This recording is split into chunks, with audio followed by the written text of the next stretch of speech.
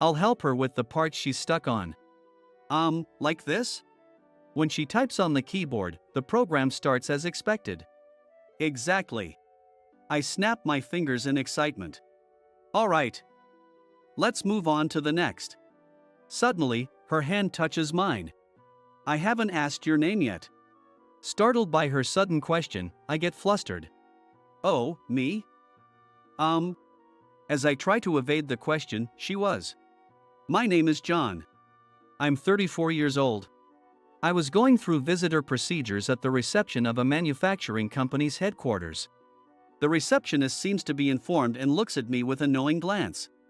Escaping that gaze, I quickly finish the procedures and head to the CEO's office via the elevator. After talking with President Michaels, I was given permission to look around the floors, so I decided to casually explore each one. Everyone looks my way, but because I'm wearing a mask due to allergies. But I have on a visitor badge, so they only give me a quick glance. Thinking I'm someone's guest. Everyone is working seriously. One department is smoothly communicating, chatting amicably while still working efficiently. Another department seems busy and focused, working intensely on their computers. I mentally note the characteristics of each department. On the third floor, I felt a sense of unease for the first time since coming to this company. This department was the type to work intensely on their computers. The sign read IT department. They must handle the company's system-related tasks here. Among those silently working on their computers, the source of my unease was near the window. I approached and spoke to the person there. What are you doing? The woman I spoke to flinched and turned to face me. She was a petite woman. I'm making flowers out of paper. As she said that, she glanced behind her. I also looked in the direction she indicated. There was a sign with the company's name on it. We have an event soon to promote our products to clients. The sign is plain, so I thought I'd decorate it to make it more eye-catching. I understood what she was doing. But my unease remained. Are you doing this alone? It would be faster with a few people. To avoid disrupting the tense atmosphere, I asked her quietly. She looked troubled. I don't have any work I can do right now, she said, dejectedly. I frowned. Glancing at her name badge, I saw it read IT Department, Sarah Johnson. While the rest of the IT team seemed busy on their computers, why did she have no work? Seeing my silence, she explained further. I transferred here from a regional branch, but the programming language used here is different, and with the event coming up, there's no time to teach me. It was clear that we should avoid idle chatter during work hours. She seemed to understand that too, keeping her explanation brief, but I got the gist of it. What language do you use here? Her answer reassured me. In that case, I can help. How about I teach you after work? At my suggestion, she vigorously shook her head. No way. I can't impose on someone from another company like that. She seemed to have misunderstood because I was wearing a visitor badge. Oh, no, I'm actually from this company. I just returned from a branch office and I'm on a week's leave. I came to the office today for some paperwork. There's no problem with me teaching a colleague, right? I said this with a smile, though I wasn't sure it was visible through my mask. She looked down and shook her head. No, it would be a burden, and during your break. I hesitated, thinking it might seem too pushy, but I couldn't leave someone in need. I'm enjoying my time off during the day, so I'm free at night. But if you don't need help, that's fine. Though it looks like you really want to work. She looked up at me, startled. Then, with trembling lips, she managed to say, as long as it's not too much trouble. I would appreciate it. Her hesitant reply showed she was still unsure. I smiled gently and nodded. All right, after work, do you know the community center nearby? There's a study room there. Her eyes widened at my suggestion. Since she didn't say anything, I continued. Do you know the place? I'll be there reading for the rest of the day, so if you want to learn, come by after work. With that, I left the floor. It hasn't changed much, or maybe it's gotten a bit older? I stood in front of the community center, lost in thought. I had spent a lot of time here since I was a student. It had a large library and study rooms divided into private cubicles, with rooms for group study next door. Though you weren't supposed to be loud, small conversations for teaching were fine, making it a user-friendly place with quite a few regulars. During this time of year, just after the start of the new school term, the study rooms weren't crowded. Before exams, it would get so busy that finding a seat was a challenge. Exam season. I felt a pang of nostalgia. Back in college, I once tutored a middle school girl. It was only a few sessions, but I remember how fun it felt, like being a teacher. While she worked on problems, I mostly saw the top of her head since she was hunched over her notebook. I remember how amusing it was to see her tearful face when she couldn't solve something, and her bright smile when she succeeded. She kind of reminds me of that girl today. The woman's name was Sarah. The expression on her face as she made those decorative flowers reminded me of that middle school girl. Her petite stature was also similar. Feeling nostalgic, I forgot about reading and sat idly, reminiscing in a corner of the community center. I'm not sure how long I was lost in thought. The door opened, and a familiar figure in a uniform hurried in. "Sarah?" When I called out, she looked around and smiled when she found me. Her quickly changing expressions were charming. We moved to the study room for group learning, and she bowed slightly. "Nice to meet you again. I'm Sarah. Thank you for helping me." I nodded with a smile as she opened her laptop and pulled out a stack of reference books from her bag. I had picked out some books in the library, but they didn't seem necessary. "You're really working hard on your own." She looked troubled at this. "Self-study has its limits. I thought it would be like this. There are many programming languages in the world. Broadly speaking, they can be divided into two categories: compiled languages and scripting languages. Compiled languages execute programs faster but are more complex. You could say they're machine-friendly. In contrast, scripting languages are easier for people to understand but aren't as fast. Since she primarily used scripting languages, the compiled language used by our company's IT department was completely unfamiliar to her. I feel so pathetic. I was so excited about this transfer to the headquarters.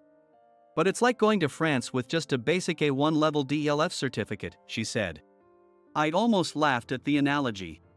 But I responded, "No, scripting languages are respectable programming languages. It's not like having an DLF certificate. It's more like being fluent in Japanese or Chinese but struggling in France." When I gave this comparison, Sarah laughed. "Still, you're amazing, Sarah. I heard you improved the efficiency of the main system at the factory with a scripting language. And that system got adopted at other factories too." As I said this, she furrowed her brows. "Did I tell you the details of why I was transferred to the headquarters?" Her question made me a bit nervous. "Oh? No, I just guessed that since you transferred from a branch to the headquarters IT department, you must have done something impressive." My awkward response only made her more suspicious. Panicking, I reached for her reference book. "Well, let's get started. Where are you stuck?" She still looked skeptical but shifted her focus to the book. She had reference books ranging from beginner to advanced levels, but she had already mastered the basics on her own. She seemed to be stuck somewhere in the intermediate section, so I began to help her with the troublesome parts. So like this?" When she typed on the keyboard, the program ran as expected. "Exactly." I snapped my fingers in excitement. "All right. Let's move on to the next." Just as I was about to move on to the next section, she touched my hand. I looked at her in surprise, and she was wide-eyed. "I haven't asked your name yet." Startled by her sudden question, I became flustered. "Oh, me? I'm John. Nice to meet you." Before I could continue, she shook her head vigorously. Seeing my confusion, she whispered softly, "John Michaels, right?" I was taken aback as she said this, my eyes widening in response. She looked at me with teary eyes. You once helped me with my studies here." The moment she said that, I vividly recalled the middle school girl I had been thinking about earlier. When I was in college, I was almost about to graduate and was preparing for my next step. It was a path I didn't want to take. I had always wanted to be a teacher. However, due to family circumstances, my future was already decided. Sighing, I was absent-mindedly reading a book with the necessary knowledge for my future job in the study room. Then, I heard the sound of someone sniffling next to me. Being allergic myself, I thought it might be allergies, but it seemed different. Pretending to go to the restroom, I peeked and saw a girl in a uniform slumped over her desk. "What's wrong?" I was surprised but spoke to her softly. She slowly lifted her head and turned a tear-streaked face toward me. Her expression was so distraught that I couldn't laugh. "I don't get it." There was a math workbook open on the desk. It seemed she was preparing for her high school entrance exams. My mouth moved on its own. "Would you like me to help?" She widened her tear-filled eyes. "Eh?" I scratched my head. "If you want, I can teach you. I think I can handle middle school math." She made a very skeptical face. "Does that mean this is so simple for you? Is math going to get even harder?" I laughed at her worrying about the future when she was struggling with the present problem. "Let's start with solving this problem first." But she hesitated. "But, you came here to study too, right?" "I don't want to take up your time." I chuckled at being considered by a middle schooler. "It's fine. I can do this anytime. You seem to need help right now." At my words, she nodded so quickly it made me laugh again. "After that, you helped me a few more times, and I managed to pass my exams and even went into a science path." I connected the face of the middle school girl I remembered with Sarah's face now. Indeed, they were the same person. "Even with your mask on, there was something familiar about you." It was an unforgettable memory for me. The way you snapped your fingers when I understood something that confirmed it for me. As she smiled gently, my face grew warm. "But, how did you know my name? We didn't exchange names back then, did we?" She laughed softly. "And then? Let's step outside for a moment. It's hard to concentrate on studying now." We were the only ones in the study room. But she was right, it didn't feel like the right atmosphere for studying anymore. We moved to the park next to the community center and sat on a bench. The breeze felt pleasant. "As for how I knew your name, don't think I'm weird, okay? Back then, the book you had with you had your name on it. I memorized it and later wrote it down in my notebook. John Michaels." Hearing her formally say my name made my heart skip a beat. "I always wanted to thank you. After our last meeting before my exams, I never saw you again. Even after I entered high school and then college. I occasionally came to this community center hoping to see you, but we never crossed paths. So, thank you very much for back then." Her deep gratitude made me flustered. "Oh no, I'm just glad you passed. Sorry for disappearing. After that, I got a job overseas." She nodded quietly at my explanation.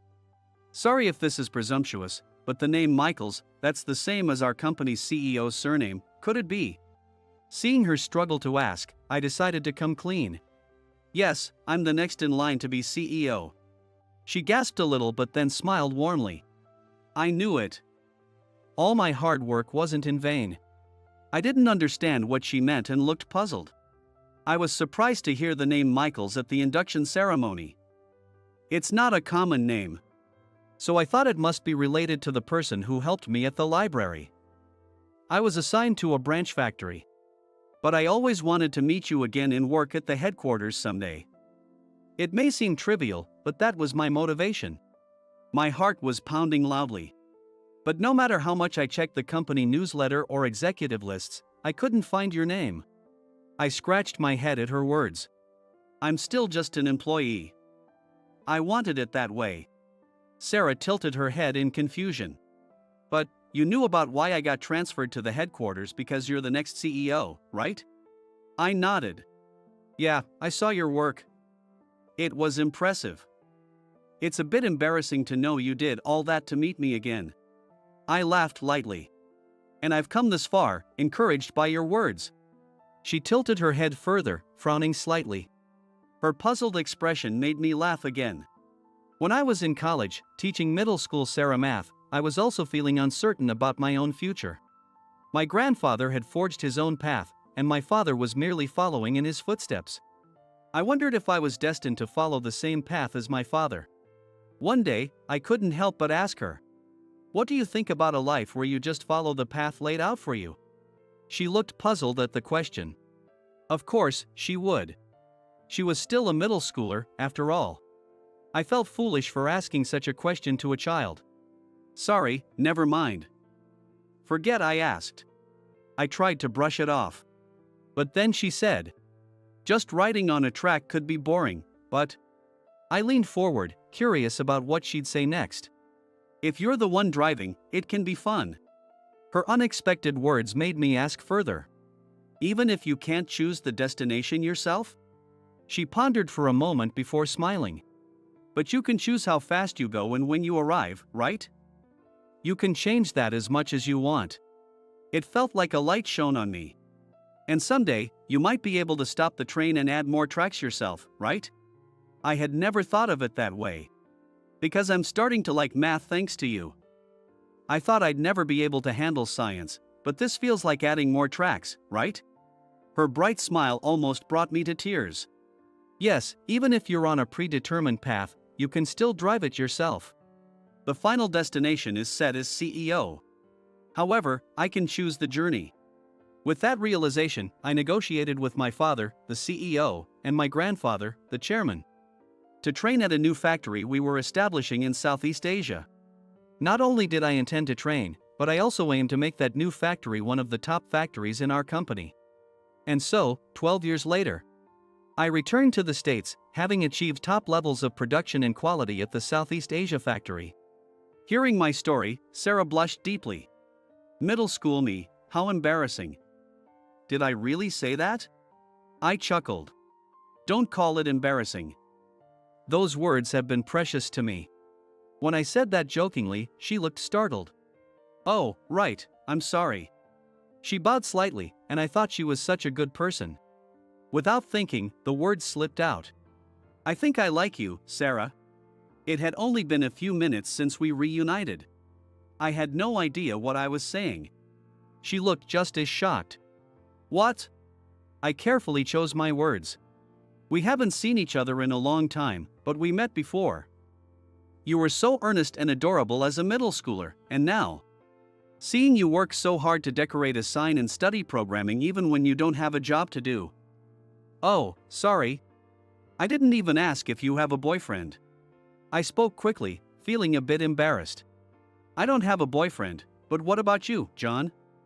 Do you have someone? You seem quite experienced with women. I was surprised and shook my head.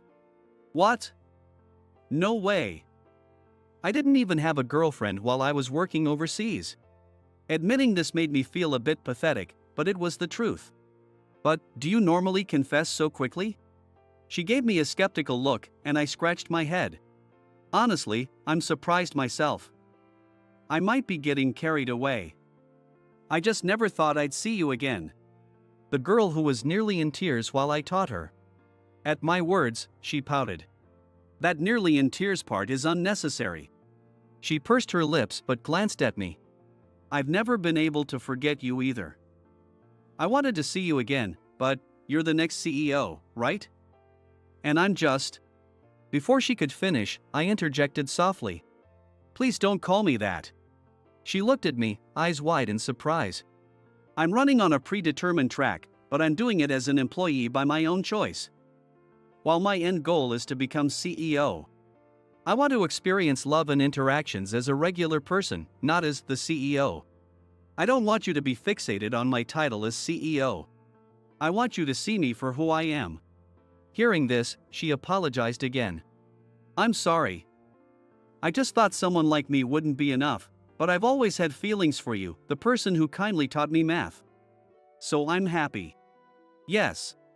She remembered me and kept striving. I hesitantly spread my arms. So, can we be together? She blushed slightly but stepped into my arms. Yes. I always wanted to see you again. Thank you for making math fun back then. With her in my arms, I thanked her too. Thank you. I actually wanted to be a teacher. For that short time, I got to be a teacher and have a lovely student, which made me happy. As I hugged her tightly, she chuckled. I still need you to teach me about programming languages. She looked up at me and said, Teacher, I'm counting on you. I couldn't help but hug her even tighter. 1 month later, I introduced Sarah to my family. She thought it was too soon, but there was no choice. An arranged marriage had been planned for me. My retired grandfather had arranged it immediately after my return, and I nearly fainted when my mother told me. We're not deeply involved yet. But I'm sure of one thing. I will marry Sarah. In just 1 month, I've grown to love her more and more. She's already become irreplaceable to me. But my grandfather is intimidating. Honestly, he's quite scary. Still, I have my own will. Sarah, completely tense, is sitting next to me. I will protect her and stand by my own resolve. With that determination, I faced my father and grandfather. I don't approve it. My grandfather's first words were blunt. The woman I've chosen for you is from a distinguished family. An ordinary girl doesn't match up. I'll find someone suitable to support you. I looked straight ahead. I don't want to marry someone just because we're a good match. I don't need someone to support me. I want to marry someone we can mutually respect. My grandfather snorted. Respect? Then tell me 100 things you respect about this girl. I widened my eyes and looked at Sarah. Well, she's kind, hardworking, her crying face, her determination to create work where there is none. I continued listing what I respected about her. At some point, Sarah flinched, but I ignored it and kept going. My grandfather's eyes widened, and he eventually stopped me. That's enough. Enough. I don't want to hear it anymore. He frowned, but my father was trying to hold back his laughter. I smiled wryly. When I was in college, I was still uncertain. I thought about running away from this house and the future of becoming the next president many times. My words made my grandfather's eyes widen. But, during those times, Sarah's words saved me. Even if you're on a set path, you can steer it with your own will. As she said, I went to a factory in Southeast Asia and learned how to manage the factory, how to communicate, the basics of management, investment in equipment. I learned a lot and have been running towards becoming the president in my own way. Without meeting her, even if I didn't run away, I think I would have spent my days idly. For some reason, Sarah's eyes widened at my words. That's not true. Even without my words, you would have realized something and worked hard on your own. My words were just a trigger. She spoke passionately and then took a deep breath. But I also want to stay with you, who always looks forward no matter the situation. I don't just want to support you. I want to run on the track together with you. Looking directly at my grandfather, Sarah appeared divine. My grandfather was silent for a while but then suddenly stood up and left the room.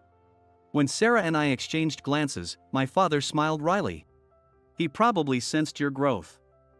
I did too. His unexpected words made my eyes widen. The arranged marriage talks haven't progressed at all, so I'll put a stop to them. I married your mother through an arranged marriage. And we're happy. His words made me a little flustered. No, it's not that arranged marriages are bad. As I panicked, my father laughed. I know. But, you seem to be using me as a cautionary example. Please, also see the good points? Hearing that, I felt a bit ashamed of myself. My father is a gentle and kind person who runs straight on the track laid out for him without complaint. Now, I understand how difficult that life was and how much he had to suppress himself. I respect you for disciplining yourself and running straight on the track. It was embarrassing, and I couldn't look him in the eye when I said it, but he smiled gently. And then, a few years later, Sarah and I got married. At the same time, I took over as CEO. For a while, my father will serve as chairman and support me. After consulting with him, I began to focus on the personnel restructuring that had been in progress for several years. When I returned to the US and toured the office, I noticed a stark difference between departments that were overworked and those that were relaxed. I decided to allocate more staff to the overworked departments to give them some breathing room. By doing this, I believe job satisfaction and interpersonal harmony will improve. I also want to ensure that new employees, like Sarah once was, aren't left overwhelmed and neglected. Although I wanted to enjoy newlywed life for a while, Sarah soon became pregnant. It's a boy. I felt a bit of a dark cloud. This child already has a predetermined path. How will he feel about such a life? Will he think he shouldn't have been born? Sensing my anxiety, Sarah sat next to me. It'll be okay. He will find his own answers. Besides, there's no need to insist on hereditary succession, right? She was right. My grandfather would disagree, but in today's world, we need to be flexible to keep up with the times. For now, my priority is to make it easier and more fulfilling for our employees to work. And to ensure that Sarah and our child are happy. I want to run on this track with all my might in my own way. Hey, I made you the manager, and this is what I get? Last month, I let it slide because you just took over. But this month's numbers are also down compared to last year. Do you know what happens if your performance is worse for 2 months in a row? Michael, the division head, said this to me. I'm sorry. The new Castle Electronics store opened 2 months ago and it's closer to the station, so we've lost a lot of customers to them. When I explained this, Michael responded, I know that. What's with the excuses? This is why incompetents are useless. The store James is managing is far from the station, which is a disadvantage. Our store is also smaller. And Castle Electronics has been advertising aggressively. Of course, we need to address this as a company. So putting all the responsibility on James is unfair. Daniel, the section chief, came to my aid. But Michael dismissed him. Are you guys trying to pass off your responsibilities onto the company? What's the point of your title and salary? The store's poor performance is entirely the manager's responsibility. It means you're incompetent. I thought, if that's the case, then the overall poor performance of the division is the division head's responsibility, right? But I couldn't say that out loud. Also, our company's salary is quite low, and we have unpaid overtime. Michael's arguments didn't make sense to me because being told to work hard for such low pay was not convincing. Would it be easier if I just accepted it and think that I just need to work harder? Is it wrong for a salaried employee to question their boss? While I was mulling over these thoughts, I heard something shocking. So, James, you don't need to come in tomorrow. You're fired. I couldn't believe my ears for a moment. I could feel the other store managers in the room freezing up as well. As Michael said this, Daniel tried to intervene again. Come on, Michael, that's too much. James understands he needs to improve the numbers, so let's leave it at that. Daniel said, trying to defuse the situation, but Michael replied, What are you talking about, Daniel? I never joke. James is fired as of today. The rest of you, if you don't want the same fate, you better raise your numbers. That's the end of the manager's meeting, and he left the room. I'm James, 35 years old. I'd been with TKD Electronics, a major electronics retail company, for 10 years. Because I graduated only from a technical school, I wasn't hired as a full-time employee and instead worked as a part-timer for a long time. It was only 2 years ago that I finally became a full-time employee. Since my student days, I was an introvert who preferred talking about shared interests with a few friends over socializing with the whole class. I thought I wasn't suited for jobs that required strong communication skills. So I chose to go to a technical school for programming instead of university. I liked working alone on a computer, so after graduation, I looked for jobs in system management and development and found a job posting for my current company. During the interview, I was told it was a hands-on company, so after being hired, I started working as a store staff member. I was told that after gaining experience on the ground, I would be moved to a suitable department. So I expected to work in the store for about a year before moving to a systems department.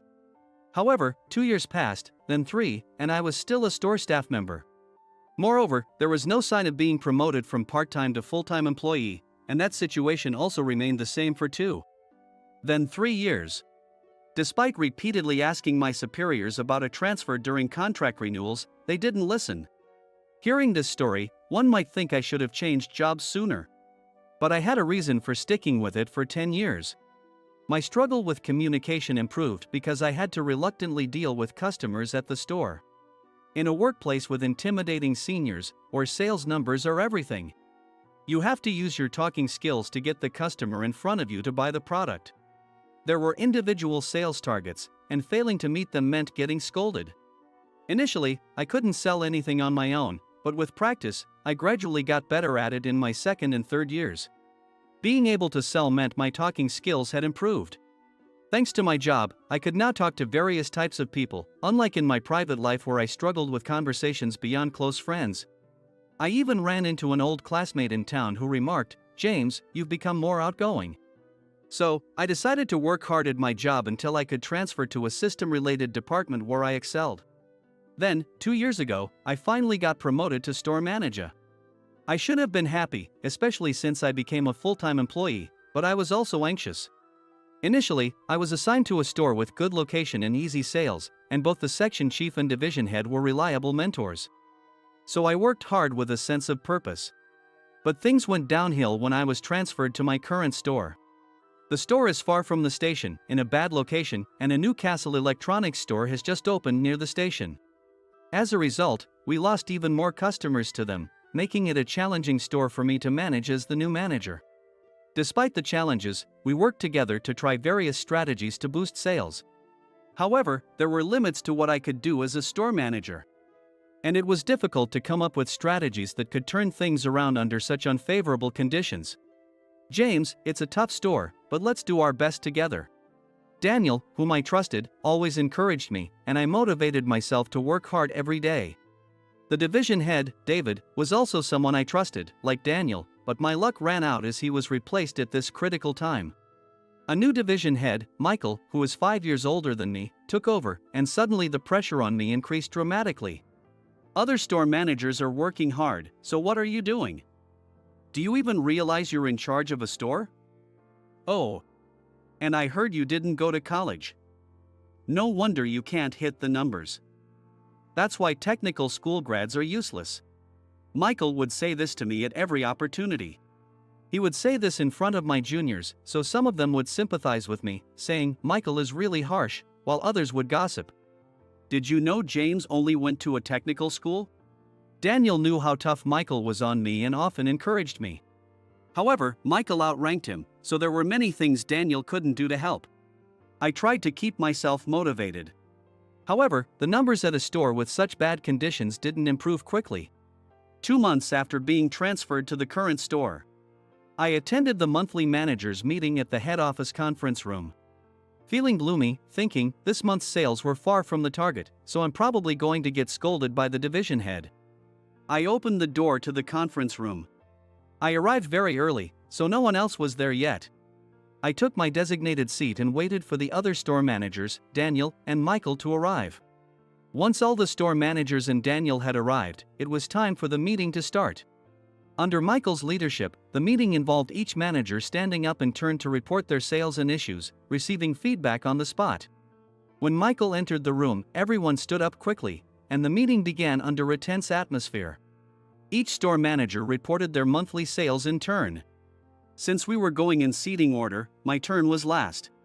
After listening to everyone else's reports, it was finally my turn. Fully aware that my numbers were nothing to be proud of, I had no choice but to report the facts, so I read out the figures for the month. As soon as I started speaking, Michael shouted, "Hey, I made you the manager, and this is what I get? Last month, I let it slide because you just took over. But this month's numbers are also down compared to last year. Do you know what happens if your performance is worse for 2 months in a row?" Everyone in the room went silent, barely daring to breathe. "I'm sorry. The new Castle Electronics store opened 2 months ago and it's closer to the station, so we've lost a lot of customers to them." When I explained this, Michael responded, "I know that.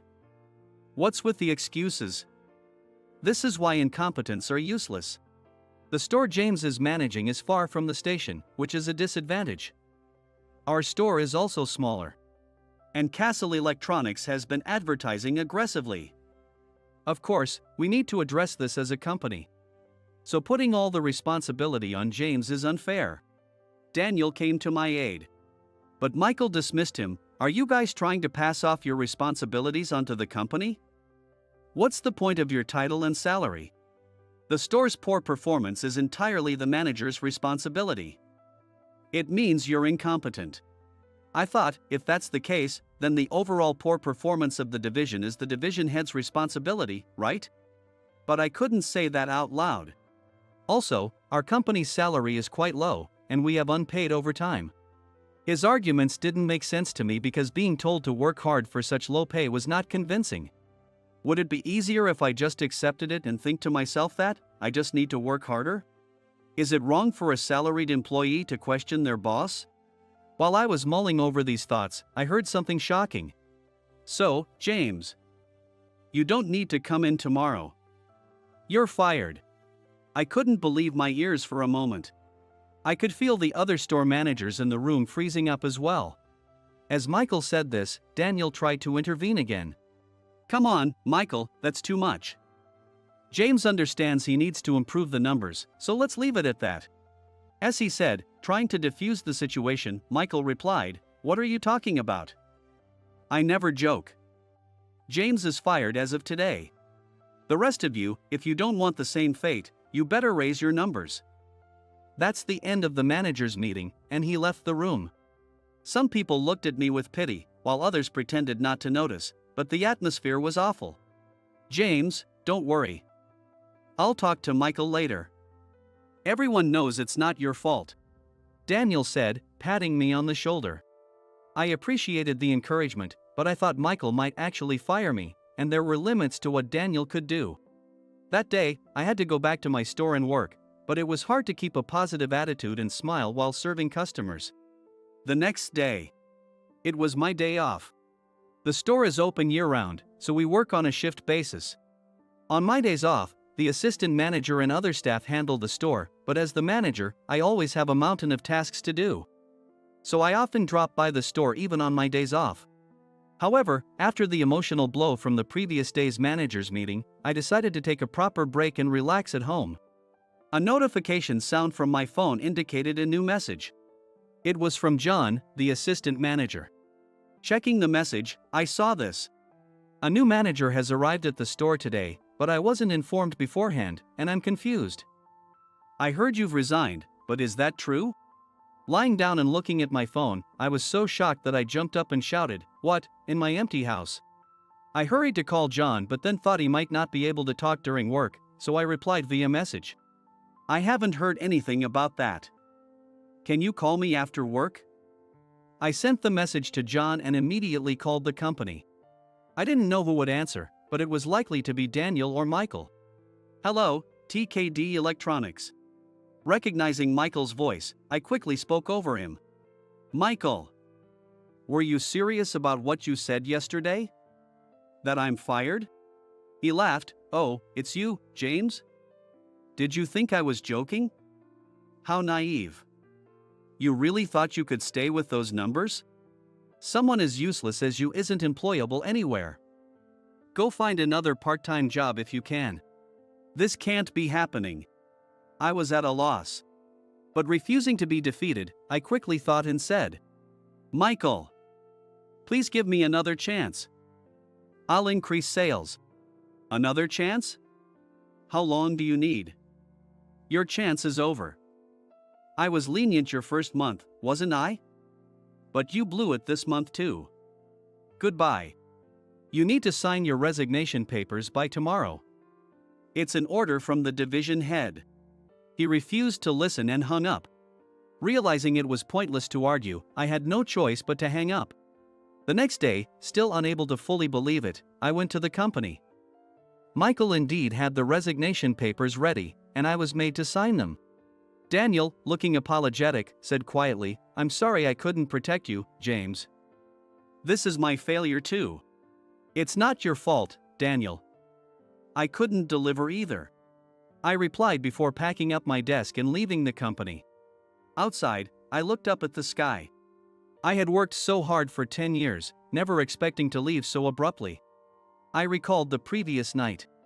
After the store closed at 9 p.m., John called me. I'm sorry for calling late. We just finished closing the store, John said, out of breath. Thanks for calling even though you're busy. When I thanked him, John began to explain just how tough the day had been. When I came in for my late shift, there was a stranger at the register.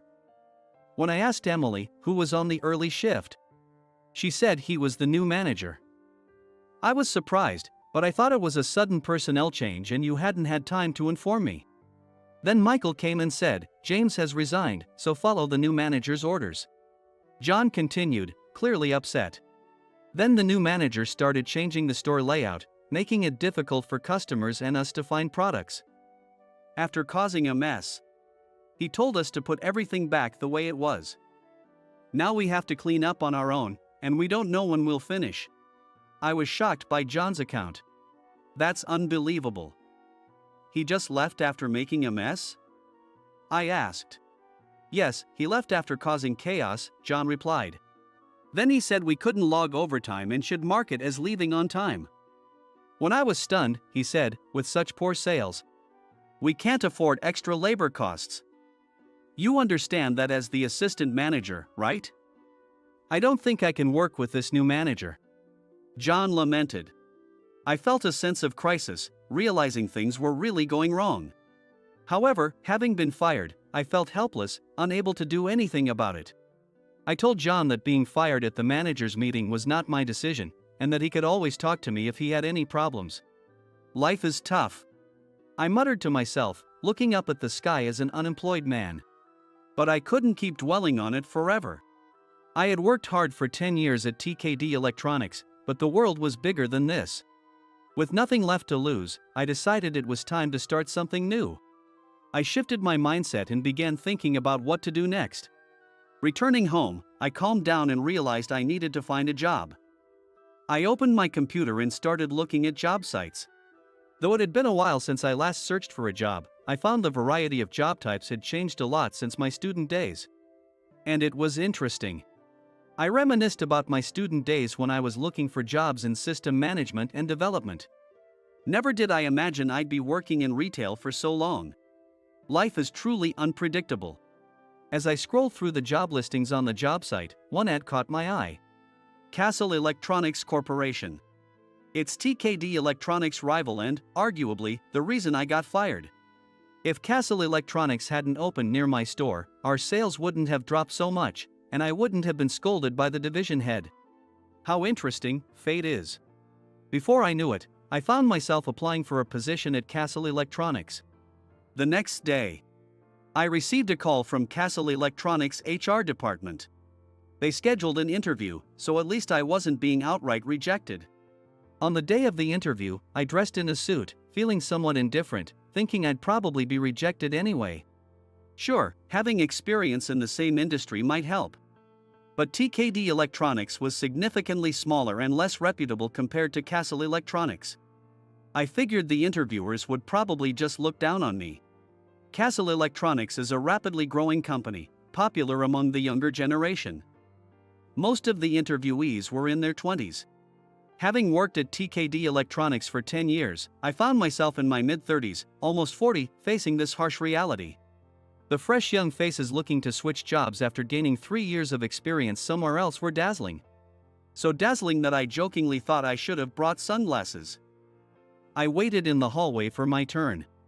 Next please, I heard, and entered the room. The interviewer was a woman. I introduced myself, bowed, and sat down when she said so. She asked the usual questions about my education, and I answered them. Next, she would undoubtedly ask about my work history and the reason for leaving my last job.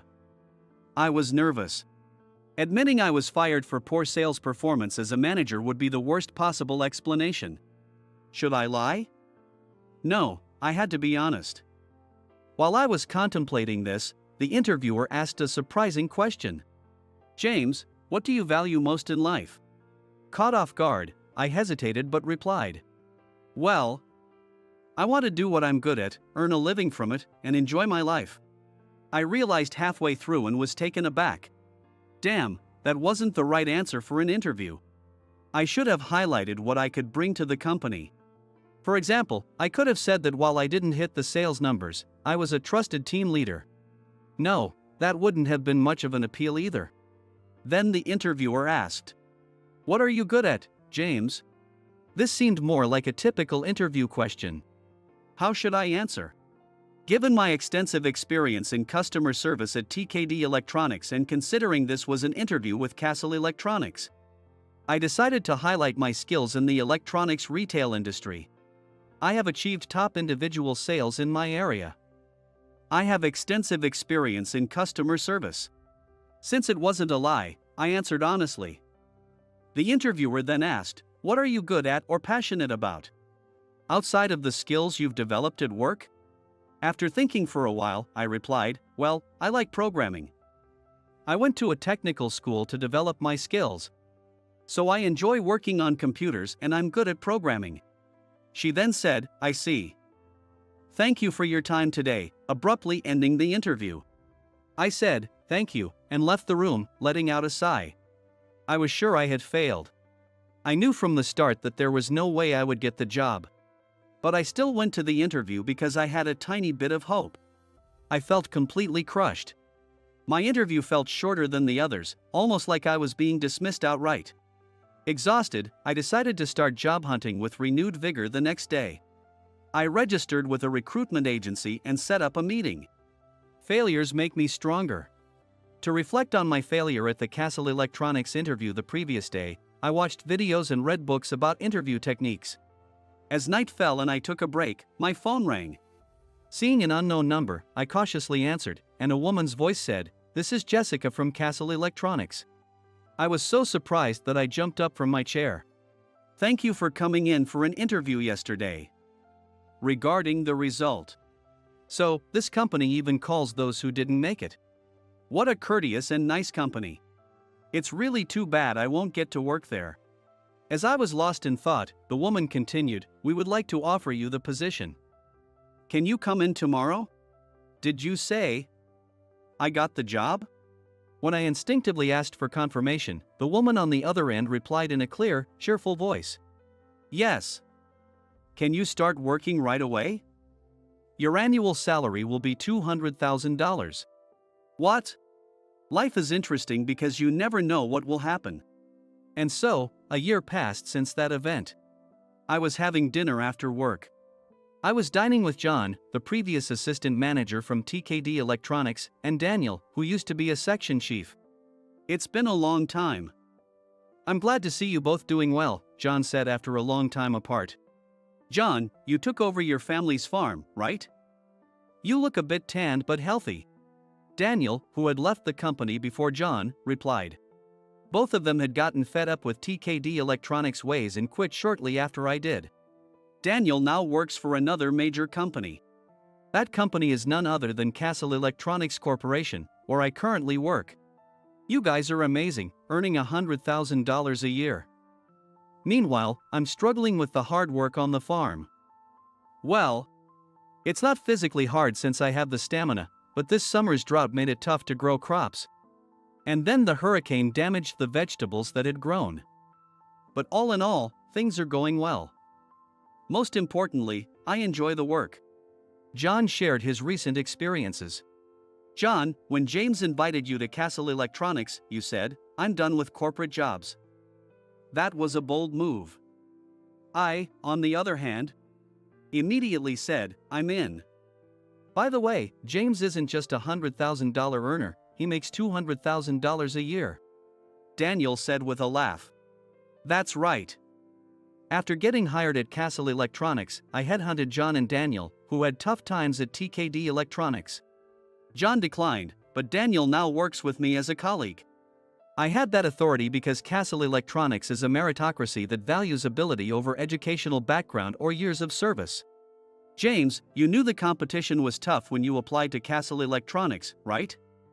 What do you think led to your success?" John asked. "I haven't told you this story yet. During the interview, I was sure I'd failed. But then I got a call saying I was hired and started the next day. On my first day, I had time to talk with the president and the interviewer, and I learned an amazing fact. When I answered, John leaned forward and exclaimed, 'An amazing fact,' eager to hear more. It turns out that Jessica, the woman who interviewed me, was a year ahead of me at the IT technical school I attended. I didn't know her. But I was somewhat famous for my good grades, so she knew of me. Coincidentally, She had bought appliances from me at TKD Electronics and remembered my good customer service. John reacted with excitement. Wow, that's an incredible coincidence.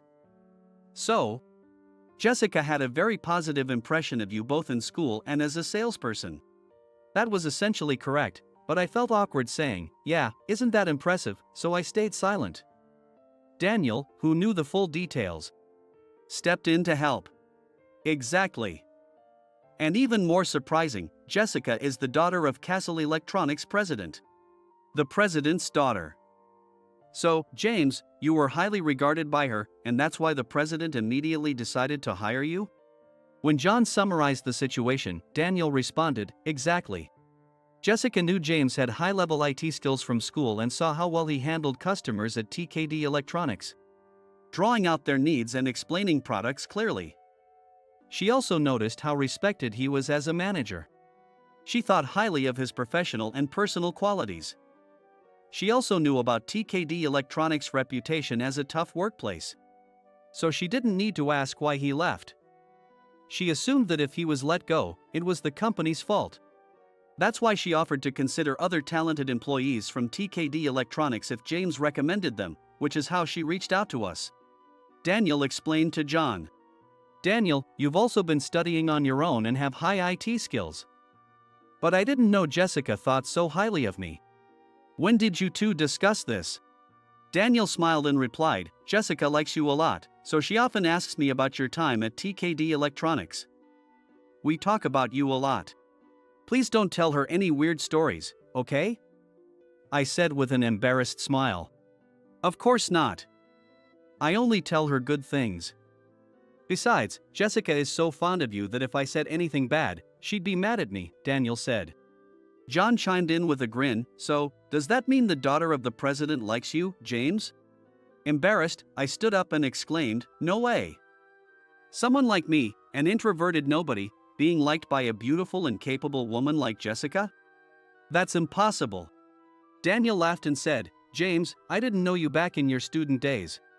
And maybe you were just a self-proclaimed introvert staring at a computer, but that's not who you are now. You're definitely a capable guy with high customer service and IT skills, and you're a thoughtful person. If I were a woman, I'd be head over heels for you. Even as a man, I admire you a lot as a colleague and friend." I was stunned, having never been spoken to like this, and had no words to respond. John added, "I agree. I think you're a very capable guy, James, and I really admire you. When I was the assistant manager, you supported me a lot. Even after you were suddenly fired, you kept in touch and supported me, listening to my complaints about the new manager. Without your support, I might have been crushed under the new manager. I can't thank you enough." Feeling flustered, I said, "Please stop trying to hide my embarrassment." But deep down, I felt a warm sense of appreciation. And as an adult, I was almost moved to tears. John, it became clear how competent James was right after he left TKD Electronics. The new manager was overbearing, arrogant, and clueless, causing sales to plummet. This manager was headhunted by Michael to turn things around, so when it failed, Williams, the president of TKD Electronics, blamed Michael, and eventually, Michael was fired. The company's debt ballooned. And with competent employees leaving, bankruptcy seems inevitable. John said this. "Yeah, we were lucky to get out before being caught in the fire, right, John?" Daniel replied, and John nodded, saying, "And now, both of you are utilizing your customer service and store management skills from TKD Electronics, along with your high IT skills, to handle both internal systems and store operations at Castle Electronics. You've become key players in a major company, earning high salaries. And Castle Electronics' performance is soaring. I'm proud of my former senior's success." "You're flattering us too much, John. Are you trying to butter us up so we'll treat you to dinner?" Daniel joked. "Oops, you caught me." John playfully replied, but we had planned to treat him to dinner from the start. Jokes aside, it was clear John genuinely admired and respected us. I have always prided myself on working diligently on whatever task was in front of me. Sometimes, it's unclear if that hard work will pay off, but moments like this show that it can. Relationships built purely on self-interest are fragile and can quickly fall apart. However, trust that has been built over time is much more resilient. Reconnecting with these valued friends is a treasure to me. I looked at the two people in front of me and thought of Jessica. These precious connections. Thank you, I murmured. At a lively reunion with 100 attendees, I was enjoying chatting with my old classmates. Then, Michael, who claims to be an elite manager, showed up. He looked at me and snorted. I'm a manager at a top-ranking company. You're nothing compared to me. In front of everyone, he looked down on me. Michael has always seemed to think he's better than me. Thanks to him, the fun reunion was ruined. But right after that, Michael faced a rude awakening. My name is Kevin, and I'm 30 years old. I currently work at a top company in the sales department, and I'm busy every day. People who knew me in the past might be surprised to see how much I've changed. That's because I used to be timid and quiet, and was unable to stand up to anyone. There was a reason for that. Before I was old enough to remember, my mother passed away. So, my father raised me by himself. However, since he was busy with work, my grandmother mostly took care of me. She did her best to look after me and showered me with love. Thanks to her, I never felt the loneliness of not having a mother. One day, there was a parents' day at elementary school. Naturally, my grandmother came to see me. When she saw me in the classroom, she waved with a big smile. A few classmates saw this and laughed out loud. Your mom's not here, huh? Poor kid. Other classmates looked at me with pity. It was the first time I'd been called poor, and I couldn't hide my shock. They also made fun of my clothes, saying, "You're wearing those because you don't have a mom, huh? You're so lame." I couldn't express the feeling in words. From then on, I gradually became quiet and more withdrawn. Some classmates continued to make fun of me. I couldn't understand why I had to go through this just because my mother wasn't around. But most of my classmates stood up for me, so I was able to enjoy elementary school. After graduating elementary school and moving on to junior high and high school, I started to feel the need to change my personality. I didn't want to be teased for the rest of my life. I absolutely didn't want to live that kind of life. So, I began to actively join groups of friends and socialize. I also worked hard at my studies, which I wasn't good at. Gradually, I became more outgoing. After that, no one teased me anymore. After graduating from high school, I got a job at my current company. I considered going to college, but with my father's salary, it was difficult, so I gave up. Job hunting with just a high school diploma was tough, and I was rejected by many companies at the application stage. But I didn't give up and eventually got an offer from my current company. I worked with the intention of dedicating my life to the company that hired me. Fortunately, neither my colleagues nor my superiors looked down on me for only having a high school diploma, so I was able to focus on my work. I was grateful for that environment every day. 2 years after starting my job, I attended my coming-of-age ceremony. My grandmother bought me a fine suit for the occasion. "Kevin, you look great. I can't believe my little, weak grandson has grown up so much. I'm so happy." She said so with tears of joy. I was deeply moved as well. I vowed to become the kind of person who could repay my grandmother for all she had done for me. Entering the large venue for the coming-of-age ceremony, I saw it was filled with new working adults in formal attire. I scanned the area for any familiar faces and soon a few classmates approached me. They were my classmates from elementary school. My heart raced with excitement at seeing them after such a long time. But then, I saw the person I least wanted to encounter. That person was walking straight towards me. I instinctively looked down. "Kevin. Long time no see." It was Michael, my classmate from elementary school. He placed his hand on my shoulder as he spoke. I flinched by reflex. Seeing my reaction, Michael started laughing. "You're still as timid and weak as ever. So, which college are you attending? Whose fault do you think it is that I'm like this?" I felt a bit of anger but answered honestly. "I'm not in college. I'm working now." When I said that, Michael laughed even harder. "Not in college? I knew you were useless. Who doesn't go to college these days?"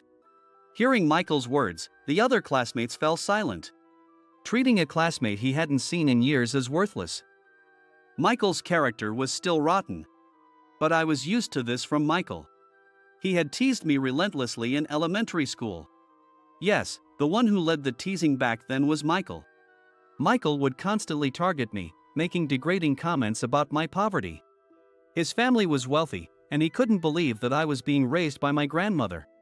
At first, I ignored him, but then an incident happened that made it impossible to ignore him.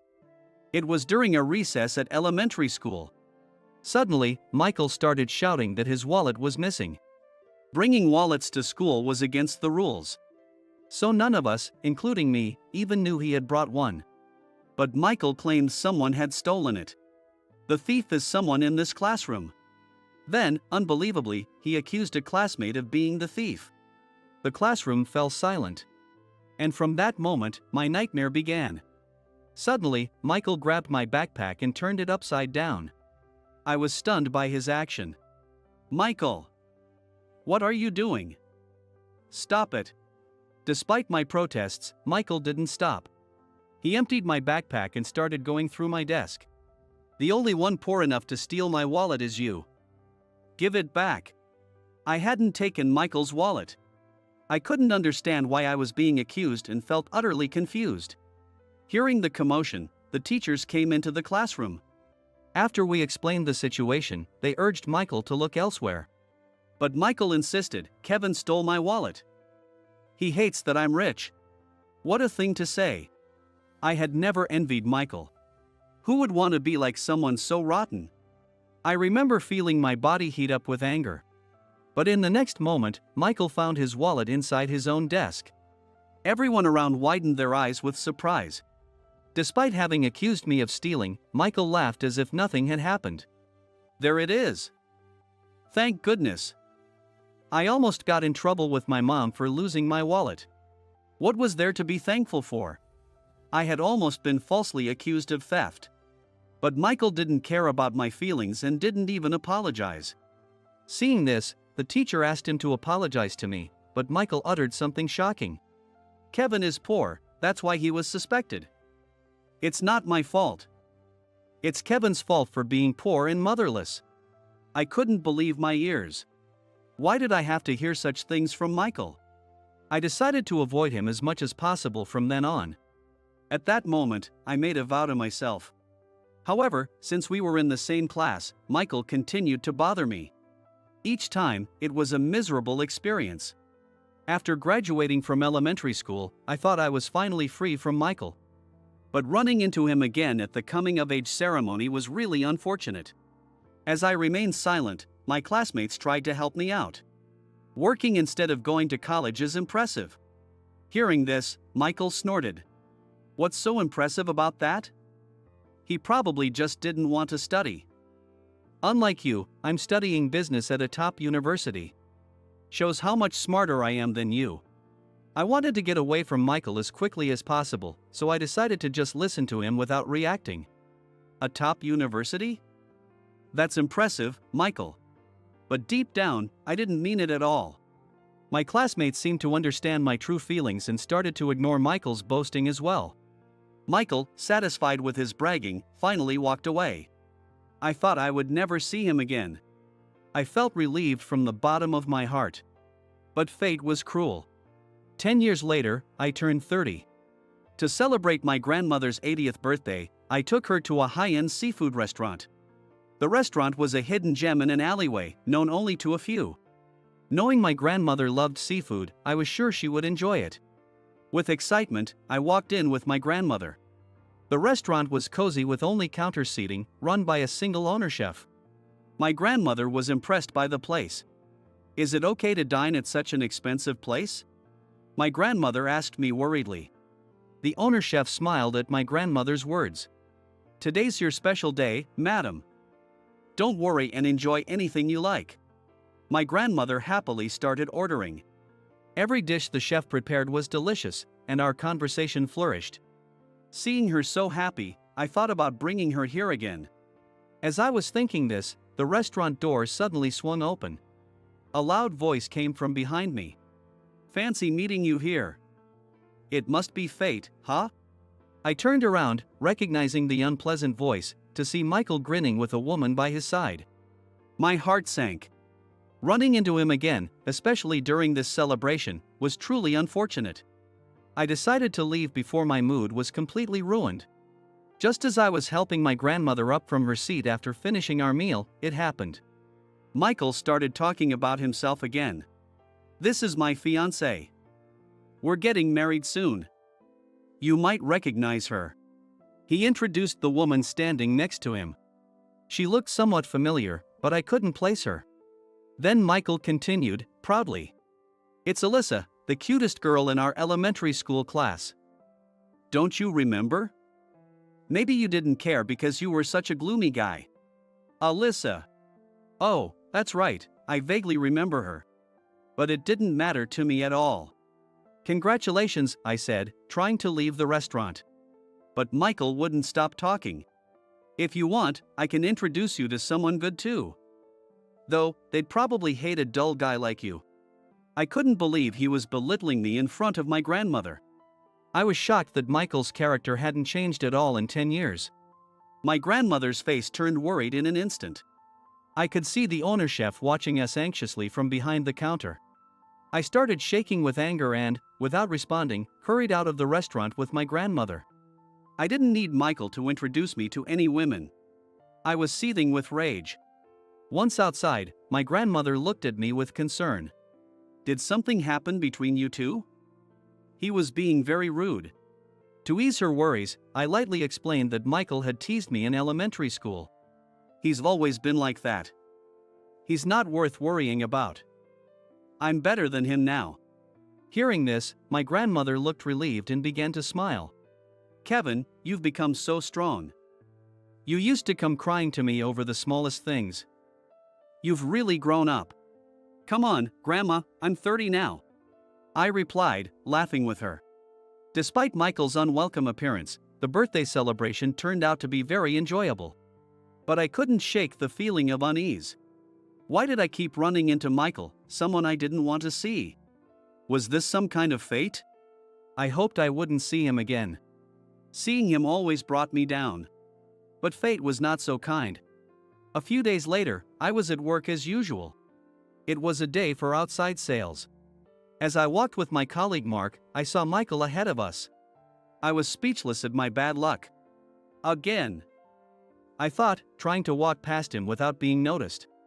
But Michael spotted me. He immediately approached and started talking. Your company is around here? I can't believe a high school graduate like you found a job. Must be a third-rate company, no need to ask. Michael sneered at me. Mark, who was with me, was shocked at Michael's words. Yeah, my company is just over there. It might be a third-rate company. I responded, trying to end the conversation. Michael laughed again. That poor company, stuck with a useless, dull guy like you. No wonder their performance is poor.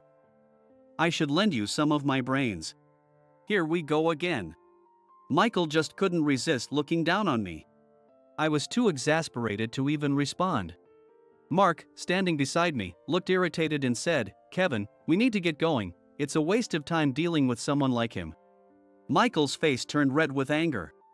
But I followed Mark's advice and said, I'm heading out for sales calls now. I'm busy, so see you around, and started walking away. Michael, still fuming, shouted after us. I'm sacrificing my valuable time to talk to you useless people. You should be grateful. Both Mark and I were speechless. Michael was unbelievably foolish. Then Mark, as if remembering something, shared a shocking fact with me. I was stunned when I heard it. A while later, I received a letter at my house. Opening it, I found it was an invitation to an elementary school reunion. An elementary school reunion. Michael would probably attend. If he did, he'd definitely look down on me again, so despite wanting to go, I thought it would be best to skip it. Just then, a classmate called to confirm my attendance. When I said I wanted to decline, the classmate asked, is it because Michael will be there? They must have remembered how Michael used to tease me in elementary school.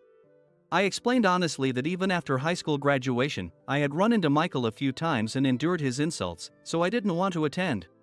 The classmate then gave me some happy news. Don't worry. Michael isn't coming, he has other plans. So feel free to join us. Huh?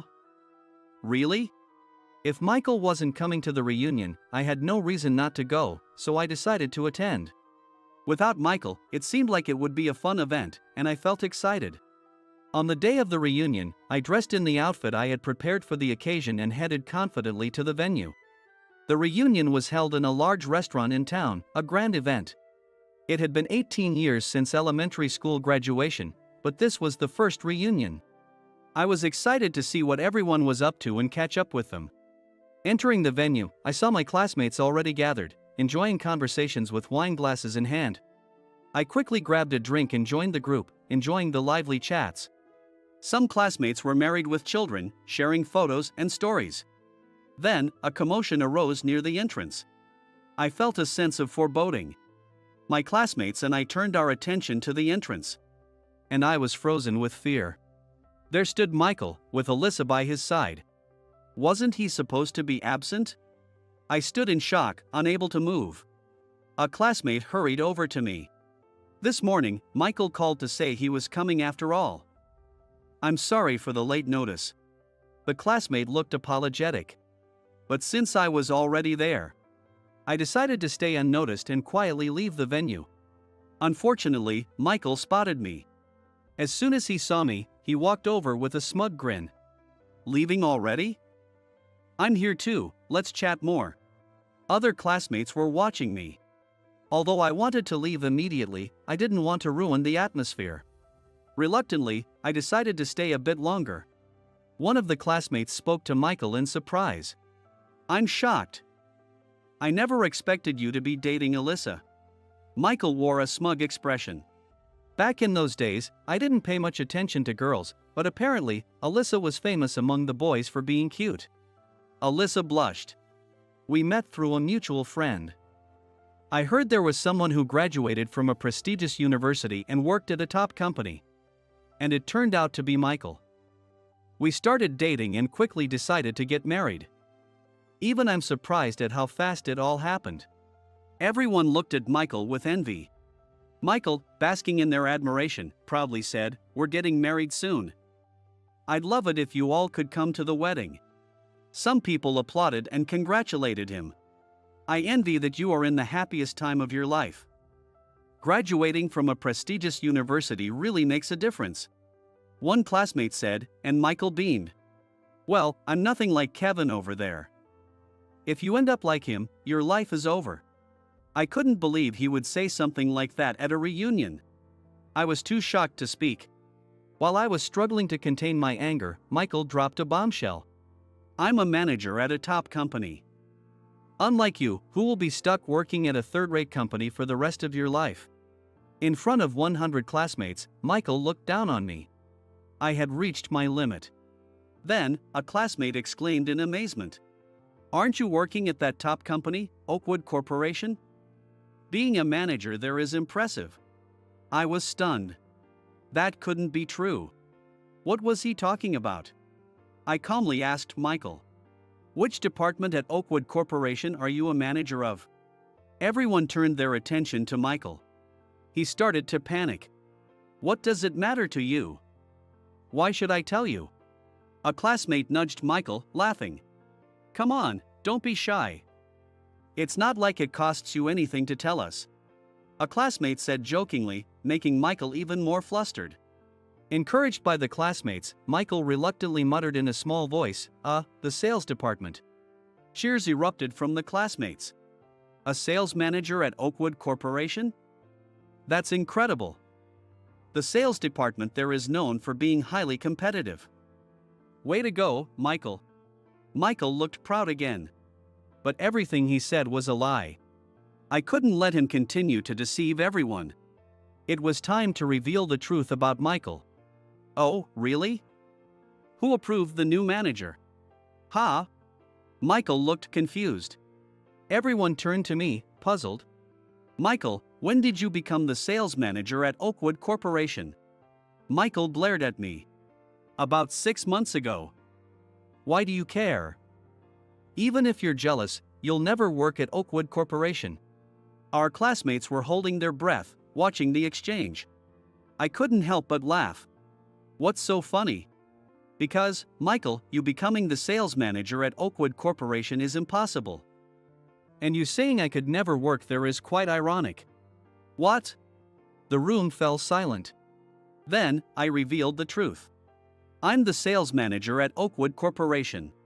My classmates stared at me with wide eyes, clearly in disbelief. No one seemed to believe what they were hearing. Michael seemed too shocked to speak. There's no way. You're just a high school graduate. High school grads can't work at Oakwood Corporation. You must be at some third-rate company. I showed Michael my business card, which I happened to have with me. It clearly stated that I was the sales manager at Oakwood Corporation. The classmates began passing my card around, and the room buzzed with excitement. Michael's face turned pale and he started to tremble. Kevin, a sales manager at Oakwood Corporation. Michael was completely bewildered. Indeed, Oakwood Corporation doesn't hire high school graduates now, but they did when I joined. I started in the sales department right out of high school. Michael looked even more shaken, almost collapsing. Yes, I actually work at Oakwood Corporation. Currently, I serve as the sales manager. The path to becoming a manager wasn't easy. Being a high school graduate meant I had to work harder than my college-educated colleagues. I spent countless hours working, sometimes even sleeping at the office. Through perseverance, I achieved top sales results in the department. This made me well known within the sales team. And this spring, my efforts were recognized, and I became the youngest manager in the company's history. I could hardly believe it myself when I got the promotion. It felt like a dream. Now, as a manager, I strive to make the sales department even better every day. That's why I knew it was impossible for Michael to be the sales manager at Oakwood Corporation. Moreover, Michael wasn't an employee of my company. Michael, what's going on? Alyssa, who had been quietly listening, raised her voice in shock. Other classmates were also puzzled. Does this mean Michael has been lying to us? The room erupted in murmurs.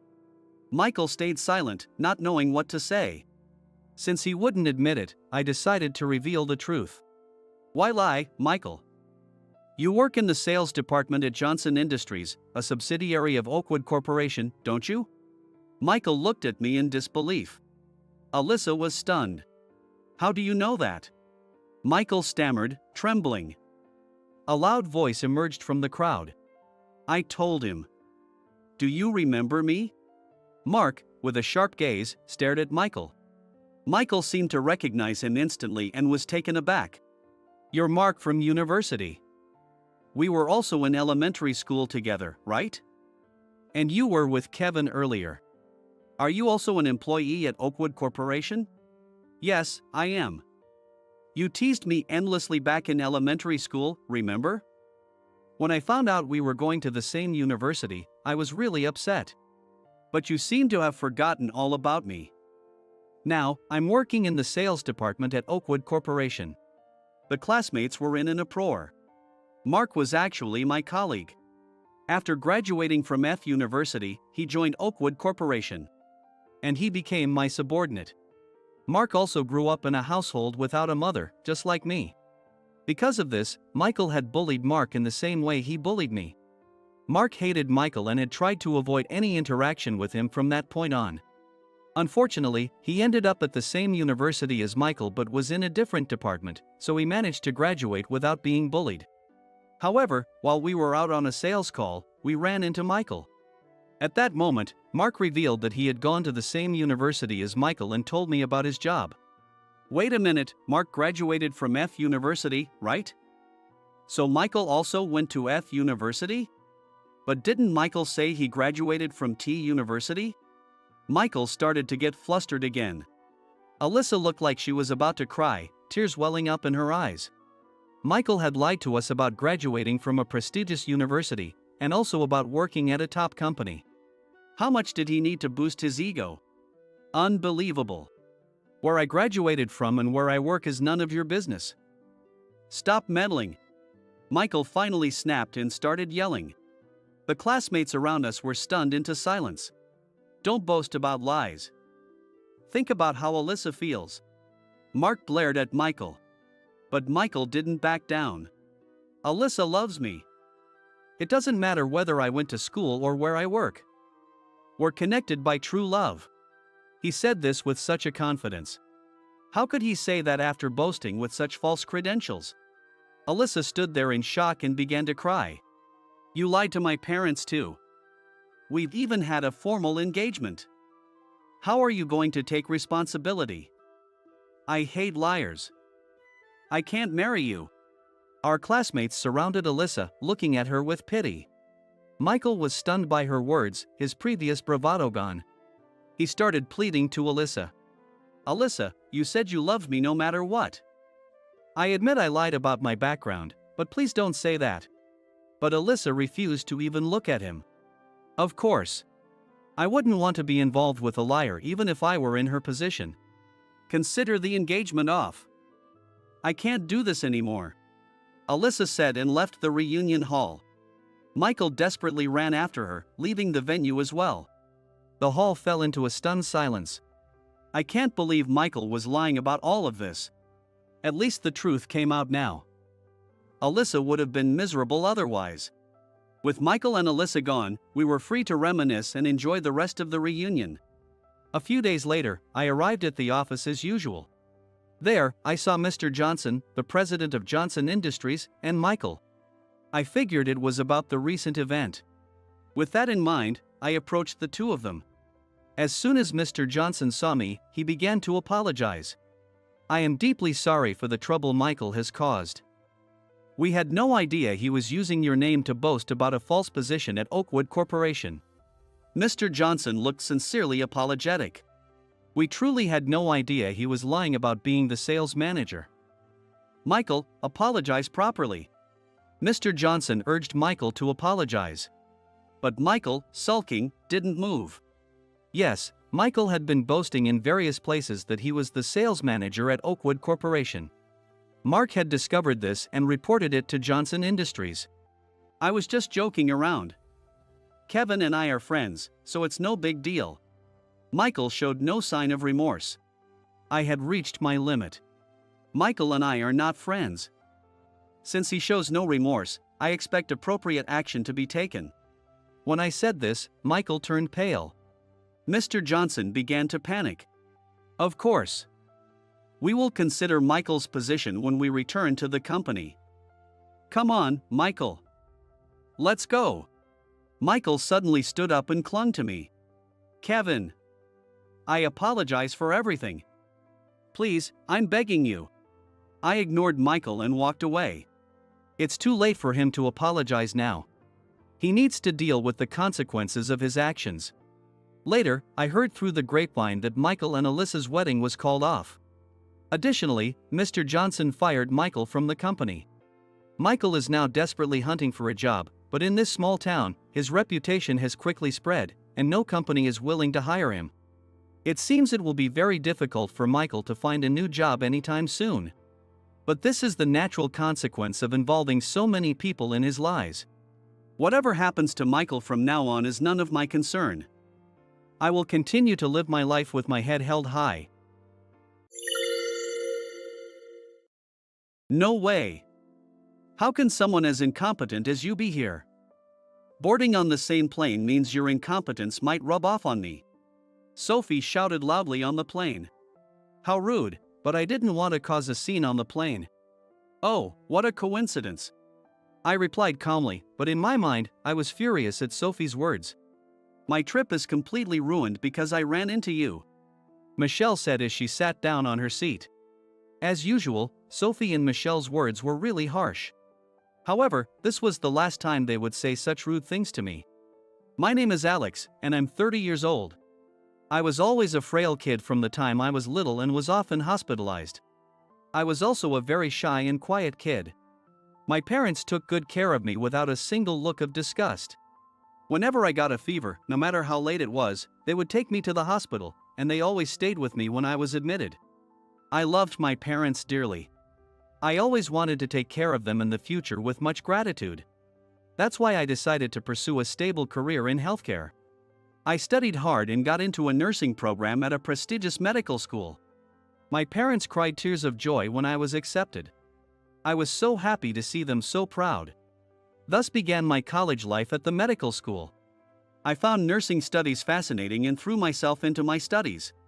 Although my studies were very demanding, my parents supported me wholeheartedly. Thanks to their support, I was able to focus on my studies in college. I can't thank them enough. I thought those days would last forever. But reality was not that easy. It happened so suddenly. In my third year of the medical school, my parents died in an accident.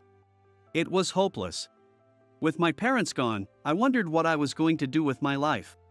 I questioned myself every day. They left me enough inheritance to graduate from the medical school. However, I was in no mental state to continue my nursing studies. So, I decided to drop out of the school. When I told my classmates, they looked at me with disdain. "What? Dropping out of college is unthinkable," Sophie said coldly to me. Everyone else agreed with her. But only my classmate and best friend Jake was kind to me. Losing both parents at once is tough. "I'm here for you, Alex." I was saved by Jake's words. 9 years have passed since then. Now, I have a job and live a busy yet fulfilling life. One day, I received a call from Jake. Jake and I kept in touch regularly even after I dropped out of the college. We occasionally went out for drinks and even traveled together. But we hadn't contacted each other lately due to our busy schedules. I was excited to hear from Jake after a long time. "Hey, there's a reunion for our medical school classmates to celebrate that we are turning 30. Do you want to come, Alex?" I was surprised by Jake's words. I didn't graduate from the school, so I don't have the right to go. When I said this skeptically, Jake laughed. "No worries. Some classmates want to see you, so you should come too. There's no way any of my classmates want to see me." They all looked at me with disdain when I announced I was dropping out. I wasn't keen on attending the reunion. But since Jake was enthusiastic, I reluctantly agreed to go. "All right, I'll join." After hanging up, I sighed. On the day of the reunion, I arranged to meet Jake at a nearby cafe so we could go together.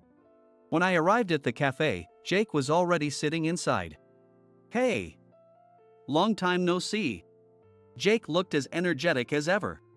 "Yeah, it's been about a year, right?" "Yeah." "Got a girlfriend yet?" "You should find a good wife soon." Jake got married 2 years ago and is now a father of one. His occasional messages were mostly about his wife and child. I still didn't have a girlfriend, let alone a wife. It's not that I don't want one, but I'm so focused on work that I haven't had the chance to meet anyone. But someday, I hope to have a family of my own to care for. "How's your work?" "We're swamped over here because we're short-staffed." Jake sighed as he spoke. Jake worked as a nurse at a university hospital. He said nurses were in short supply. "Work is going all right. Why don't you come work at our hospital, Alex?" Jake joked, laughing. I laughed off his suggestion. "It's about time. Shall we go?" At Jake's signal, we stood up and headed to the venue. My steps felt heavy. The reunion was held at a fancy restaurant in a hotel. On that day, they were going to rent out a restaurant and have a party to celebrate our entering 30s. A sparkling chandelier hung in the restaurant, adding to its luxurious atmosphere. The tables were lined with delicious-looking dishes. The restaurant was already bustling with many of our classmates. Jake and I entered the restaurant. As soon as the classmates saw Jake, they approached us. "Jake. Long time no see." "Yeah, it's been a while." They didn't even glance at me. Maybe I didn't belong here. I was about to leave. But then, the classmates talking to Jake noticed me and looked surprised. "Alex. Is that you, Alex?" They cheerfully called out to me. Then, with serious expressions, they said, "We wanted to apologize. When you told us you were dropping out, we treated you badly." "We're sorry," they said, apologized deeply. "It's okay. I knew I'd be looked down on for dropping out while everyone else was working hard. Will you forgive us? Thank you. Let's drink tonight. My classmates had actually cared about me. I felt truly glad to have come here. Jake saw my relieved smile and grinned. However, this feeling didn't last long. A familiar voice came from behind. Why are you apologizing to someone like this guy? There's no need to apologize to an incompetent person. It was Sophie, the last person I wanted to see. Sophie looked down on me, calling me incompetent. This was way too much. I wanted to talk back, but I didn't want to engage with Sophie. Hey! Calling someone incompetent is rude. Jake spoke up for me, angrily confronting Sophie. But Sophie just laughed mockingly. Oh, I'm just telling the truth, right? He dropped out of the college, so he's useless, she said, glaring at me. Michelle, agreeing with Sophie, added. Sophie's right. And why is someone who didn't graduate here? Just leave. She raised her voice. All eyes in the restaurant turned toward us. Come on, let's keep it civil. We're here to have a good time. One of our classmates tried to defuse the situation, and Sophie and Michelle glared at me before moving away. Don't let what those two said bother you. They're just frustrated because their personal lives aren't going well. But their words were too harsh anyway. Jake and my classmates tried to comfort me. According to them, Sophie and Michelle were both single, participating in dating events but currently without boyfriends. They were also busy with work, unable to take breaks, which added to their frustration. Still, taking their frustrations out on me was unreasonable. I couldn't shake my discomfort. Feeling hungry, I decided to grab some food from the buffet. As I was transferring food to my plate, a woman bumped into me. Oh, I'm sorry. Are you okay? She looked at me with concern. No problem, just a light bump, I'm fine. When I said this, she stared intently at my face. Oh. Alex. Her voice suddenly became excited. Yes? As I said so, she smiled. I looked at the woman's face, wondering. Then I remembered. It's Emma. I was the clumsy one in college who always needed your help, remember? That's right, it was Emma. Back in college, Emma was always tripping over nothing or dropping things. I was so worried about Emma that I often helped her when I saw her. Now, she seemed like a very composed woman. It's great to see you again. I was really sad when you left college. Emma looked nostalgic and a bit sad. Oh, I'm sorry I didn't say goodbye properly when I left. I said, and Emma smiled and replied. It's been tough for you. Thank you for all your help during college, Emma said. Then, I heard those annoying voices behind me again. Oh my, what a cute couple we have here. Seriously. Emma looked down. I was fed up with Sophie and Michelle's condescending attitudes. Before I knew it, I had grabbed Emma's arm and led her out of the venue. I sat Emma down on a bench outside the restaurant. Then, she spoke up. I dropped out in my 4th year of college. I wondered why she would do that after working so hard. Seeing my parents take care of my grandmother, I wanted to be able to help people in need of care too.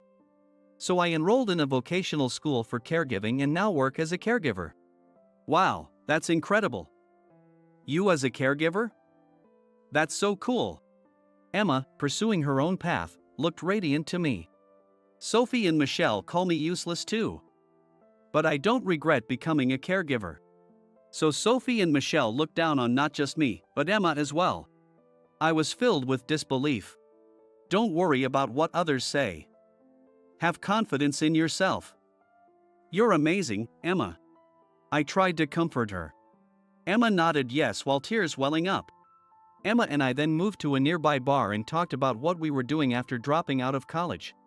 The time flew by, and I could forget about the harsh words from Sophie and Michelle. Before parting ways, Emma and I exchanged contact information.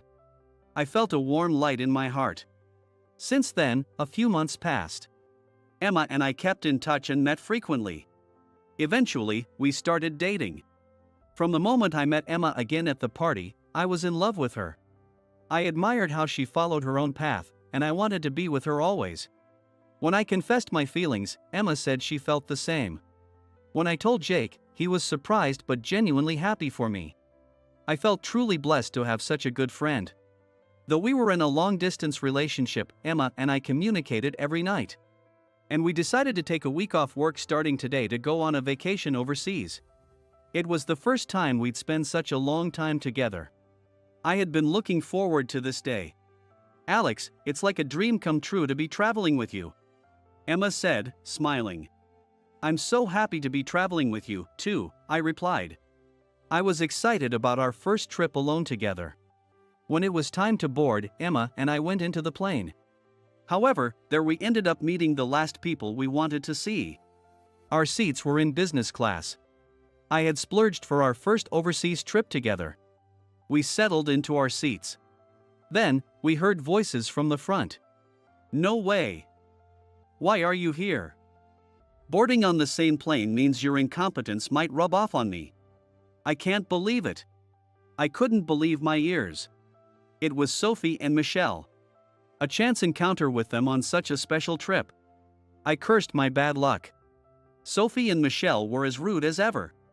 I was extremely annoyed, but I didn't want to cause a scene on the plane. So I simply replied calmly, "Oh, what a coincidence." Michelle glared at me and said loudly, "My trip is completely ruined because I ran into you." I thought the same about them but ignored her. Emma looked at me with concern. Spending 7 hours on this flight near these two felt like a nightmare. As I was filled with despair, Emma whispered in my ear, "Let's just ignore them." Emma held my hand as she said that. Her touch helped ease my anger towards the two of them. Then the plane took off. Emma watched the receding land with excitement. 30 minutes after takeoff, the seatbelt sign turned off and drinks were served. Emma and I toasted with wine. Meanwhile, Sophie and Michelle were drinking more and more.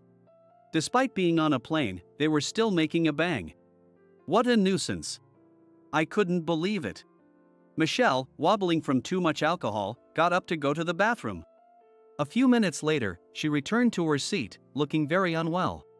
Just as she was about to sit down, she collapsed in front of her seat. I watched from my seat, thinking it was just from drinking too much. But then Sophie screamed, "No! Michelle, come on! Stay with me!" A flight attendant, hearing the scream, hurried over to Sophie. Then, the flight attendant panicked but said in a loud voice, "Is there any doctor on board?" The plane was in turmoil. And there seemed to be no doctor on board. Emma signaled to me with her eyes. I raised my hand and said, "I'm coming," and went to Michelle. Sophie looked shocked when she saw me. "What? You're not a doctor. Get out of the way and go back to your seat." I sighed and replied, "I am a doctor." "What?" But Sophie didn't seem to believe me. I didn't have time to deal with her. I needed to save Michelle immediately. I checked Michelle's condition. She wasn't breathing. Loosen her clothes quickly. Why should I follow your lead? Despite Michelle's condition, Sophie did nothing.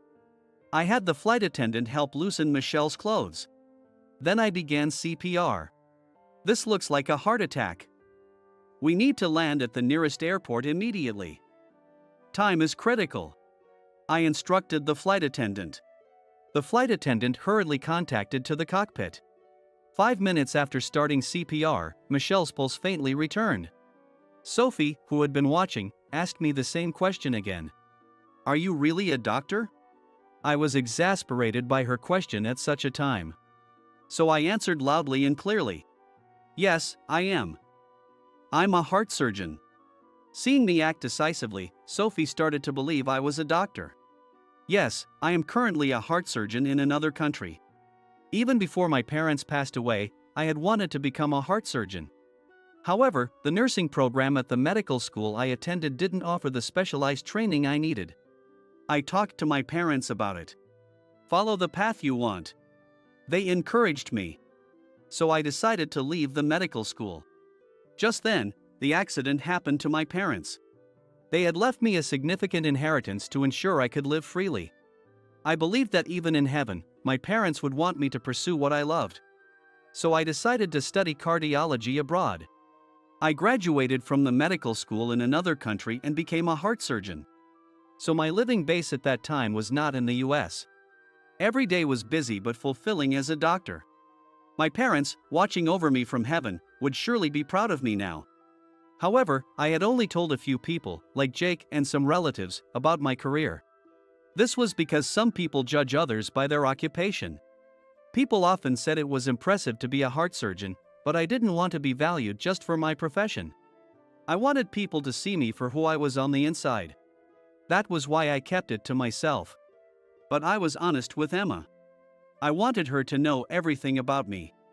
Even after learning that I was a heart surgeon, Emma treated me no differently. I was glad I had told her the truth. The plane landed at the nearest airport. Fortunately, the airport was nearby, and we could land quickly. It was a silver lining. Michelle was immediately taken off the plane and transported by the waiting ambulance. For now, Michelle would be okay. I felt a deep sense of relief. Then Emma, standing next to me, began to cry. I'm so glad Michelle is safe. Even after being treated so poorly, Emma felt genuinely happy for Michelle. She really was a kind woman. I found myself even more drawn to her. Then Sophie approached to us. I was exhausted and didn't want to hear any more of Sophie's snide remarks. So I tried to pull Emma away from the scene. But Sophie kept following us. What on earth did she want? I stopped and turned to face Sophie. Sophie raised her voice to us. Thank you for saving Michelle today. I'm sorry for all the nasty things I said to you, Alex. Sophie apologized deeply. Emma approached Sophie and looked into her face. I'm really glad Michelle is okay. Everyone makes mistakes, and you can always start over, she said. Sophie began to cry, and Emma hugged her. I've always dreamed of becoming a nurse since I was little. So I worked hard in my nursing studies. But the job was much harsher than I expected. And it wasn't what I had imagined. Sophie confessed. Both Emma and I listened quietly to Sophie's story. Maybe I was jealous of you too for pursuing the paths you love. I'm truly sorry. I was so foolish, Sophie admitted. Seeing Sophie's honesty, my irritation faded away. I'm not one to dwell on the past. Let's forget about it. What matters is from now on, I said. Sophie's face brightened up. Thank you so much. Emma watched our conversation with a happy smile. A few hours later, Emma and I boarded an alternate flight for our vacation trip. We both felt incredibly cheerful. About an hour into the flight, I sat in my seat, feeling nervous. Just then, an announcement from the pilot echoed through the cabin. We have a special announcement. There's a man here who wants to propose to his beloved one. The passengers buzzed with excitement. How romantic. That's wonderful, Emma said, looking at me excitedly. I held Emma's hand. In fact, I had planned this proposal even before our trip. I knew Emma was a romantic. That's why I wanted to propose in a romantic way. So, though it took a lot of courage, I decided to propose on the plane. I had coordinated with the airline in advance to make the arrangements. Please give your warm support as he makes his proposal, the pilot continued. Then I stood up and took a ring out of my pocket. Then I put my knees on the floor and looked up at Emma. Emma covered her mouth with her hands, looking at me. Emma, I know I'm like this, but I want to be with you forever. Will you marry me? All the passengers were watching us intently. Emma, blushing, looked at me. Will she say yes? I felt nervous. Then Emma, teary-eyed, said, yes. I'd be delighted. She took the ring. I couldn't help but embraced her. The surrounding passengers cheered and congratulated us. And so, we became officially engaged. We enjoyed our time together on the vacation. After the trip, I had to return to my job in another country. The joyous time flew by. After the trip, I reluctantly returned to work out of country. Later, I was informed that thanks to the precise emergency resuscitation, Michelle was able to be discharged from the hospital immediately. I got a message from Michelle apologizing and thanking me. I was truly glad Michelle survived. Sophie, I heard, quit nursing and started studying nail art. She told everyone that it was thanks to me that she could follow her desired path. Emma told me that she had been spending more time with Sophie and Michelle, growing closer as friends. Emma happily told me about it. Time passed, and a year went by. How do you like being back in DC? Jet lag is tough, but I still love DC. Jake grinned at me. It's because Emma is here with you, right? I felt my face turn red. I decided to quit my job out of country and work at Jake's hospital. Sorry to keep you waiting. I was looking at baby clothes with Michelle and lost track of time. That's because Sophie wanted to buy everything. Sophie and Michelle cheerfully entered the cafe. How's the baby doing? Great. And it's a girl. Sophie, Michelle, and Jake exchanged happy looks. Yes, Emma and I got married right after returning from our vacation trip. And now, Emma is carrying our child. That's why I decided to move back to DC. Alex, you're finally going to be a dad. And a girl, no less. Unbelievable. Jake smiled at me. It's all thanks to you inviting me to the party to celebrate our entering 30s. Just then, Emma came in late. Sorry, I'm late. Everyone burst into laughter seeing Emma all sweaty. I look forward to enjoying my one and only life surrounded by the people I love.